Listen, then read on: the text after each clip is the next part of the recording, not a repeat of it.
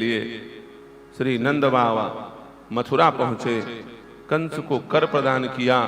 इधर कंस बड़ा भयभीत था, इसने आपातकालीन बैठक बुलाई उस दुर्गा की बात सुन करके, जिसने आकाशवाणी में कह दिया था कि तुझे मारने वाला इस ब्रजमंडल में अवतरित हो गया है। बड़ा भयभीत कि मैं मर जाऊंगा मर जाऊंगा, क्या किया जाए, मेरा काल जन्म ले चुका है, काल को कैसे मारा जाए।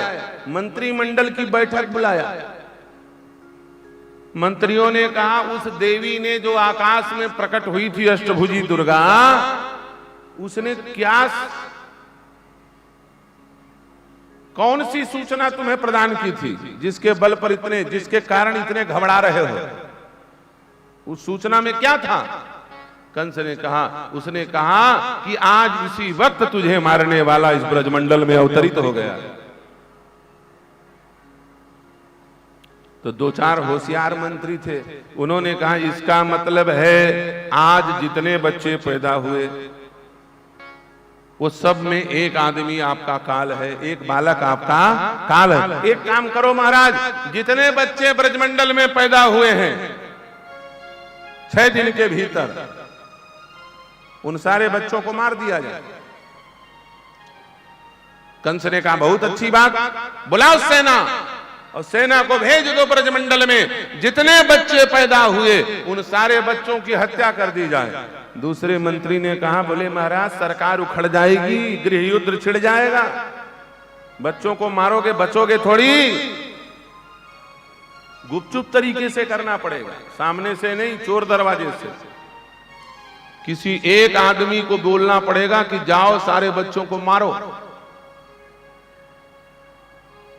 बहुत अच्छा सलाह दिया तुमने, एक काम करो तुम ही जाओ, कंस बोल, तुम जाओ और जितने 6-6 दिन के बच्चे सबको मारते जाओ, खत्म कर दो। अब जैसे ही सुना कि 6 दिन के बच्चों को मारना है तो सलाह देने वाले का हाथ कांपने लगा, 6 दिन के बच्चे को कैसे मारूंगा, निर्दोष अबोध बालक की हत्या अपने आंखों के सामने। महाराज हम तो ये काम नहीं कर पाएंगे, कोई सूरवीर को मारना हो तो बात अलग है, लेकिन छोटे से बालक की हत्या करना ये तो जघन्य पाप है। मेरा हृदय इतना क्रूर नहीं है, इसके लिए तो किसी क्रूर सिंह को पकड़ना पड़ेगा। किसको पकड़ना पड़ेगा, जो क्रूर हो। तो एक सलाहकार ने कहा, पूरे मथुरा में यदि कोई सबसे बड़ा क्रूर है तो वो कोई और नहीं, हमारे मथुरा का राजा कंस है। ये बच्चा मारने में स्पेशलिस्ट है। क्या बच्चा मारने में, इस पे जो बच्चों को मारे समझ लेना वो कंस बच्चा मारने में स्पेशलिस्ट है। इसने देवकी के 6 बच्चों को उठा उठा के पत्थर पे पटक दिया और मार डाला। इसका मतलब इससे बढ़कर के क्रूर कोई हो नहीं सकता। इसलिए कंसराज आप ही जाओ और मारो। उसने कहा पागल वागल हो गए हो, मैं राजा हूं, गली गली घूम करके बच्चों को मारूंगा, भारी बदनामी हो जाएगी। मंत्री मिनिस्टर जनता से डायरेक्ट पैसा नहीं लेते, टेबल के नीचे से घूस खाते।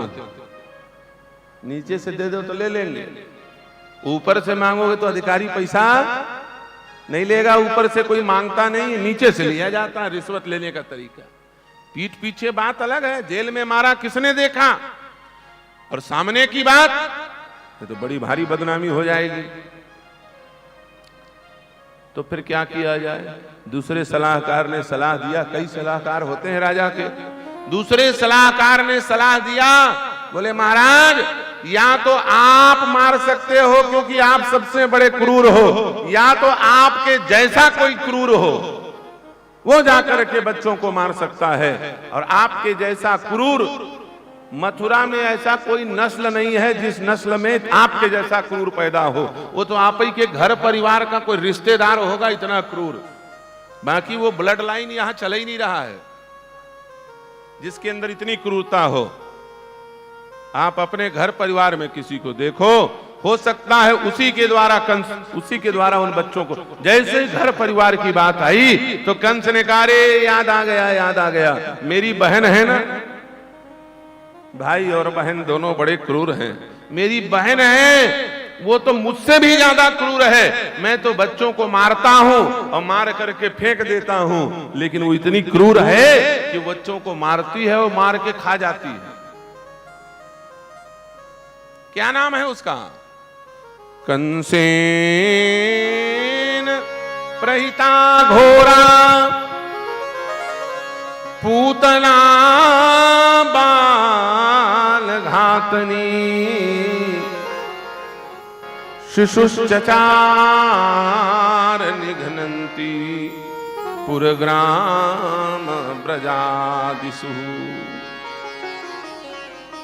कंस की बहन पूतना को कंस ने बुलाया, गांव-गांव गली-गली घूम-घूम करके बच्चों को मारने के लिए आदेशित किया।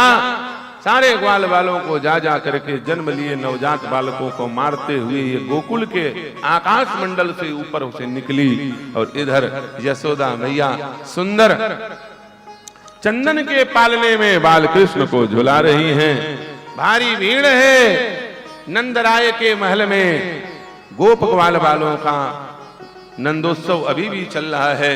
इधर जाकर के प्रणाम किया श्री वसुदेव जी महाराज को। नंदराय जी ने, वसुदेव जी ने कहा ज्यादा राम राम और श्याम श्याम मत करो महाराज, इस समय ब्रजमंडल में बड़े प्राकृतिक उत्पात उत्पन्न हो रहे हैं।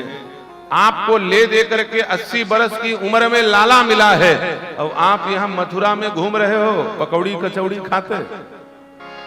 इसलिए अपने श्याम सुंदर की सुरक्षा की जिम्मेदारी आप सुनिश्चित कीजिए। आपको मथुरा में भ्रमण करने की कोई आवश्यकता नहीं, आप शीघ्रता पूर्वक यहाँ से जाइए। सुन करके नंद बाबा दौड़े दौड़े गोकुल की ओर भागे हैं मथुरा से।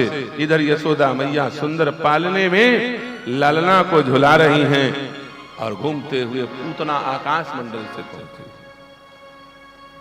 भीड़ को देख करके मन में विश्वास हो गया, अभी तक मैं जिसके घर में गई उसके घर में इतना भीड़ नहीं दिखाई दिया, जरूर कोई वीआईपी आदमी है। भाई जिसके कार्यक्रम में ज्यादा लोग आए लोग समझते हैं कि वो वीआईपी है कि नहीं? समझते हैं नहीं समझते?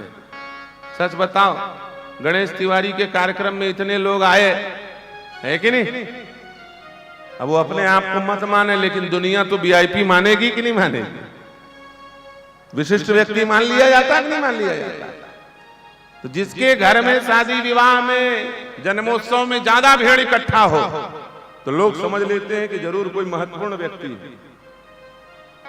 मथुरा गोकुल की उस भीड़ को देख करके पूतना ने मन में विश्वास कर लिया कि जरूर ये कोई वीआईपी है और मेरा राजा भी वीआईपी है, तो वीआईपी को मारने वाला वीआईपी ही होगा, वीआईपी को हराने वाला कोई वीआईपी ही होगा। इसलिए निश्चित है कि इसी घर में भगवान कृष्ण मेरे राजा कंस का काल प्रकट हुआ है, इसलिए इस घर में चलना चाहिए।